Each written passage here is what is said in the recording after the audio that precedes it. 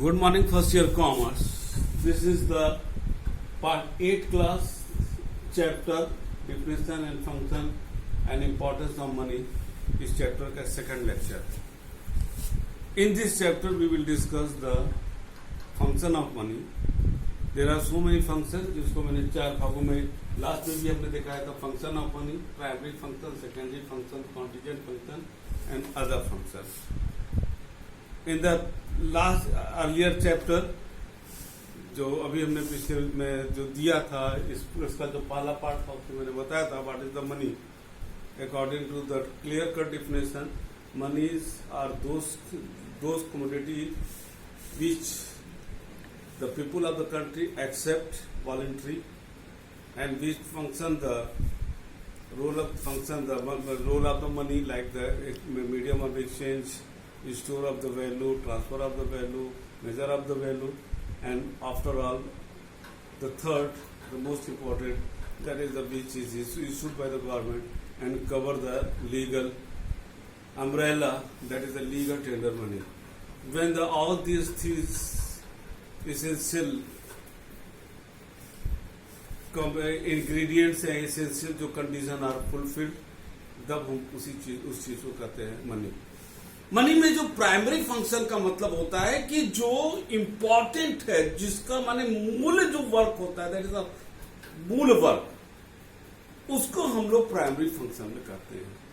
Primary function में जो हमारा सबसे पहला है, इससे ऊपर एक फंक्शन ऑफ मनी लिखा है. Money is a matter of function for a medium, a measure, a standard और store. If it does not complete the picture at transferability mode.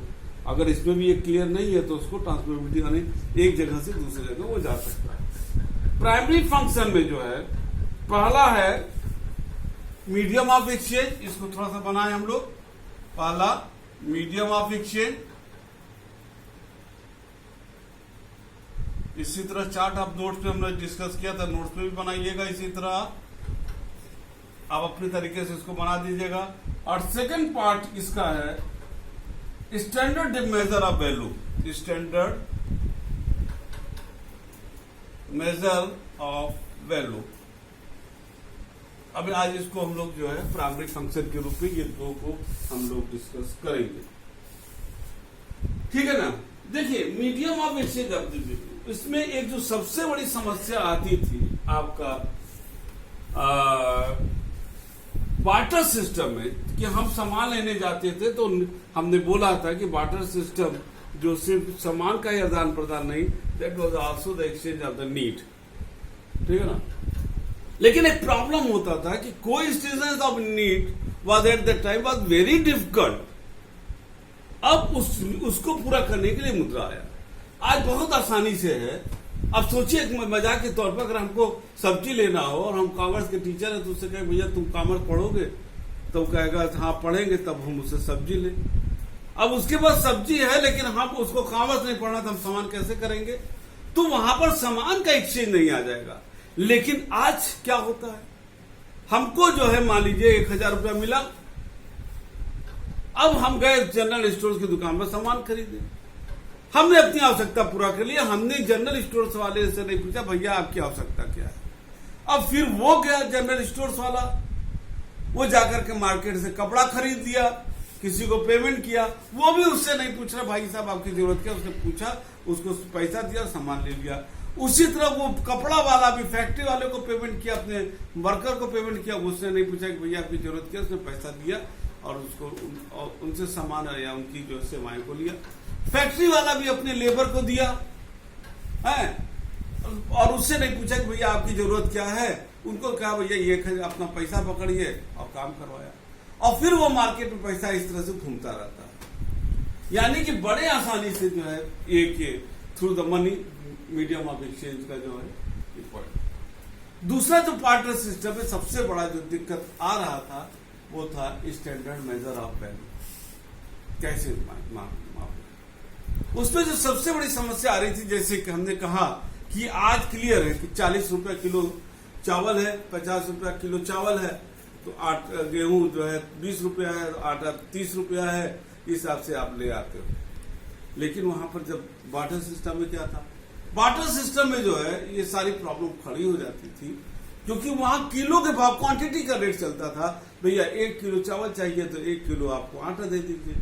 तो आज के संदर्भ में भी देख सकते हैं कि क्या आटा और चावल एक ही रेट क्या है, क्योंकि जरूरत से क्वांटिटी की नहीं बात होती है। अब 1 किलो हम आटा और 1 किलो सोना को एक ही वैल्यू, एक ही तराजू पर नहीं रख सकते। लेकिन उस समय ये बड़ी भारी दिक्कत होता थी कि मेजर कैसे करें। लेकिन the money facilitate and remove this problem. आज हम मुद्रा के द्वारा हर एक चीज की का वैल्यू निकाल सकते हैं। ठीक है, हमारे ख्याल से एकदम क्लियर होगा। बड़ा इजी पॉइंट था मीडिया भविष्य। और ये और दूसरा हो गया स्टैंडर्ड मेजर ऑफ वैल्यू। ठीक है, आगे चलते हैं। इसको आप लोगों ने नोट कर लिया होगा या किताब में तो कर दिया ही है। अब अगर हम सेकेंडरी फंक्शन में आते हैं यहाँ पर, तो सेकेंडरी फंक्शन में जो आपका है, यहाँ सेकेंडरी फंक्शन बड़ा इंपॉर्टेंट शुरू हो जाएगा आपका। सेकेंडरी फंक्शन में जो है आपके जो फंक्शन आते हैं वो फंक्शन है पहला standard of deferred payment,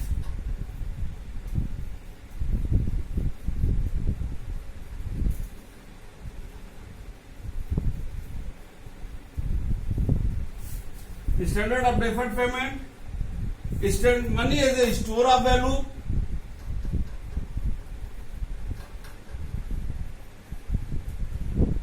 and third is money as a transferring value.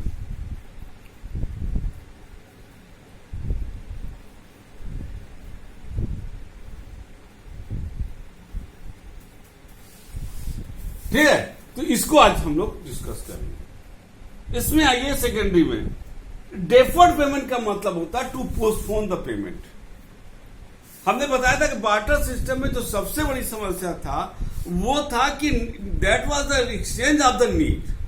We और need can not be deferred. हम उसको कर नहीं सकते भैया आज हमको भूख लगा, अच्छा परसों दे दीजिएगा, ऐसा नहीं हो सकता। Need can not be deferred. So exchange जो है प्रेजेंट नीड पर होता था और वो नीड को डेफर्ड नहीं कर सकते थे। लेकिन through the medium of through the existence of money we can defer the payment। यानी अब सपोज कर लीजिए कि आज हमारी विशेष जरूरत नहीं, हम कमा रहे हैं, तो हमने भी बोला कि वहां पर मुझसे कि हमको कोई पैसा देता है तो वो ये नहीं हमसे पूछता कि आपकी जरूरत आज है कि नहीं है, वो हमको पैसा देके चला गया। हमको 4 साल बाद 10 साल बाद हमने पैसा इकट्ठा किया, हम उस समय मकान बनवा रहे हैं। हम मकान बना रहे क्योंकि हमने इकट्ठा कर लिया। तो या हमने सामान किसी से लिया, उसको हमने कहा भैया परसों नरसों दे देंगे पैसा, हमारे पास आज नहीं होगा, ठीक है, क्योंकि हमको पैसा देना है। तो डेफर्ड का भी हम इसमें 2-3 पॉइंट जो आप दिया उसको हम बोलेंगे। डेफर्ड का मतलब होता है टू पोस्टपोन द पेमेंट। अब इसमें जो एक पहला पॉइंट दिया है, जैसे दिया है कि studying the following 2 cases. A has borrowed माने बारोड मतलब उधार लिया 100 kg ऑफ राइस जिसका मूल्य था 500 रुपया from B. Since a crop has failed, A का क्रॉप ए ने जो है 100 kg जिसका मूल्य 500 रुपया था उसको लिया कि भैया उससे कहा होगा कि हमारा फसल अच्छा होगा, हम दे देंगे। लेकिन ए का क्रॉप जो है फेल कर गया। A promise to return the rice during the next, उसने कहा कि भैया नेक्स्ट जब हम उगाएंगे हम आपको दे देंगे ये 100 kilo. But during the harvest season, जब फसल काटने की बात थी, the price of the rice had fallen, वो 100 किलो 300 रुपया का हो गया। माने पहले 500 रुपया का था, आज 300 रुपया का हो गया। A is bound to return. अब यहां पर चूंकि अगर पैसा नहीं है तब क्या करेगा, 100 किलो चावल उसको दे देगा, ठीक है ना। सो बी यहां पर लॉस में आ गया, B is in loss. Since the value of rice had fallen down, this type situation will occur if future transactions are done in terms of commodity। But reality क्या है सेकेंड केस में, A had given loan to the 1000, आज 1000 रुपया का हमने loan दिया और 10% interest है। अब वहां पर आपने जैसे मान लीजिए आपने चावल लिया, ध्यान देना, यहाँ पहले वाले केस में क्या था कि 500 रुपया का 300 का, लेकिन आपको 100 किलो देना, तो वहां पर वैल्यू की बात नहीं होती है, वो कमोडिटी दे दिया, भलवे से बी को नुकसान हो रहा है। लेकिन आज के डेट में क्या है कि हमने किसी से चावल अगर लिया है, मान लीजिए कि 500 रुपया का वही चावल मैंने खरीदा, 100 किलो, हमको साल भर बाद देना है तो हम 500 रुपया देंगे, एक तो ये, तो उसकी वैल्यू का नुकसान नहीं होगा। हो सकता है वो कहे कि 1 साल बाद अगर दीजिएगा तो आपको 50 रुपया ब्याज आपको देना पड़ेगा, 550 देंगे, वहां पर कमोडिटी से मतलब नहीं होता है। सिमिलरली अगर हम किसी से 1000 रुपया का लोन ले रहे हैं और उस पर 10% वो ब्याज करता है, अगले साल हम 1000 क्या कहते 10% मतलब 100 रुपया, हम उसको 1100 रुपया वापस करेंगे 10 रुपया ब्याज लगा के। सो एट प्रेजेंट टाइम हम जो है पेमेंट को बड़े आसानी से डिफर्ड कर सकते हैं, उसको टाल सकते हैं। ठीक है, हमारे ख्याल से ये सब बड़ा सिंपल पॉइंट था, लेकिन जो सबसे बड़ा जो पॉइंट आने वाला है अब, that is the money as a store of value. इसको ध्यान से आप सुनिएगा। Money is a store of value, ध्यान देना। There is a difference between the store of money and store of value. If we are keeping the money inside our home, देखो saving बहुत बड़ी चीज होती है, बचत करना चाहिए, पैसे को खर्चे से कुछ बचाना चाहिए। आज लॉकडाउन में आप लोगों ने देखा होगा, इसका बड़ा अहम रोल था। जो लोगों ने बचाया वो थोड़ा सा उनके लिए ये जिंदगी 4 महीने 5 महीने की जिंदगी थोड़ा सा आसानी से कटा, लेकिन जिन लोगों ने नहीं बचाया होगा, भगवान बड़ी दिक्कत का सामना करना पड़ा होगा। सो जब हम पैसा बचाते हैं, यहां पर 2 पॉइंट आने वाला है। पहला, if we are keeping the money inside our home, yes we are saving the money, लेकिन through the passage of time, जैसे जिससे समय बीतता है, we know due to the inflation the value of money is decreasing when we are keeping the money inside our home. ठीक है, value आप मुद्रा को रख रहे हो, लेकिन 1 साल बाद क्या उसकी वैल्यू वो रह जाएगी? सीधा सा बेटा देख लो कि मुद्रा पहले जो है, कोई सामान आप खरीदने जाते थे, हमको याद है कि जब हम पढ़ते थे, हम लोग जब आपकी तरफ फर्स्ट ईयर में थे, तो 25 पैसे का समोसा, 25 पैसे का टिकिया 50 पैसे में खा लेते थे। आज 25-50 पैसा अगर लेके जाओगे, आज भी 50 पैसा रिजर्व बैंक की लिस्ट में है, जबकि वो सर्कुलेशन में नहीं है। इवन 1 रुपया एक सर्कुलेशन में है, लेकिन 1 रुपया की कोई अहमियत नहीं रह गई है। क्यों? 1 रुपया पहले भी था, 1 रुपया में बहुत कुछ हो जाता था, आज कुछ भी नहीं हो सकता है, क्योंकि मुद्रा तो वही है फिजिकल टर्म में, लेकिन उसकी वैल्यू नहीं रह गई है। अगर again I am repeating my word कि if we are keeping the money inside our home, then we are storing the money, but through the passage of time, the value of money is decreasing when we are keeping the money inside our home. तो वहां पर we are not storing the value of money.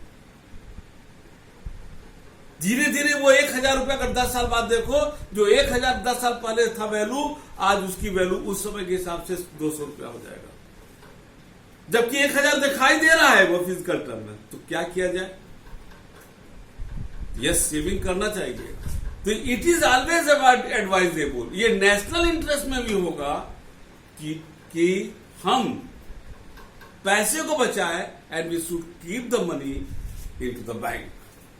When we are keeping depositing the money into the bank, we are not only storing the money, but we are storing the value of money, because through the passage of time when the value of money is decreasing, bank provide the interest just to compensate the value of money. अगर हमने 1000 रुपया दिया, तो आज के जो महंगाई के दौर के हिसाब से जो भी interest rate reserve bank of India बैंकों को करता है, उसके हिसाब से बैंक इंटरेस्ट देता है। हमने 1000 रुपया बैंक में जमा किया, 5% अगर महंगाई दर है, तो बैंक उसको 1005 रुपया हमको देता है। तो वहां पर जो 5 रुपए, that is not your income, that 5 rupees is the compensating the value of money. ठीक है, तो उसको करता है। So existence of bank is totally depend upon them, because bank fulfil the need which bridge the gap of the present to the future. इसमें दिया भी है कि इफ वी आर, एक चीज और है, when we are keeping the money inside our home, So we are only storing the money, not storing the value of money, but also that is very risky to keep the money inside home. Any person क्या चोर आ सकता है, चुरा के ले सकता है, नुकसान हो सकता है, बर्बाद हो सकता है, भूकंप आ गया, जल गया, कुछ हो गया, आपका बर्बाद हो सकता है. तो money as a self, but sir as store of money which can be kept for longer period without a devaluation, बिना उसके हम उसके वैल्यू के नुकसान किए रख सकते हैं. Money is a bridge from the present to the future. The store of value of money has contributed development of the banking system. जो बैंक का सिस्टम निकला है उसका मूल सिद्धांत यही था, क्या? Storing the value of money. Money as a store of value has the following characteristic. पहला, इट यूजफुलनेस नेवर सीजेस. इसकी उपयोगिता कभी समाप्त नहीं होती. दूसरा, goods and services can be purchase at any time. अब कभी भी सामान हमने बैंक में रखा है, 10 साल बाद हमको मकान बनवाना है, हम बैंक से निकालेंगे, अभी तोड़वाएंगे, अब बनवा लेंगे. Need for the less space, ज्यादा जगह भी की भी जरूरत नहीं है. और through deposit in the bank interest can be earn, हम उसको वहां पर कमा सकते हैं. आज इस क्लास में हमने जो है दो सेकेंडरी, पहले तो प्राइमरी फंक्शन का 2 फंक्शन था उसको पढ़े, और सेकेंडरी फंक्शन का हम लोगों ने 2 पढ़ा, और तीसरा जो फंक्शन है यहाँ पर, और कॉन्टीजेंट फंक्शन, तीसरा फंक्शन जो सेकेंडरी का है, ट्रांसफरिंग द वैल्यू, इसको अगले क्लास में देखेंगे, और साथ ही कॉन्टीजेंट फंक्शन इसको भी अगले क्लास में देखेंगे. मेरे ख्याल से ये 4 जो जितने भी थे सब फंक्शन के 4 सब फंक्शन हम लोगों ने पढ़ा. आपको समझ में भी आ गया होगा, और नहीं आएगा तो फिर आप, जैसे हमने बताया था अखबार में, आप हमसे डायरेक्ट भी पूछ सकते हो, या थ्रू क्लास के थ्रू जो आता है सैटरडे को, उस पर पूछ सकते हो. मेरे ख्याल से आगे के लिए, जब तक हम लोग नेक्स्ट क्लास, तब तक के लिए थैंक यू.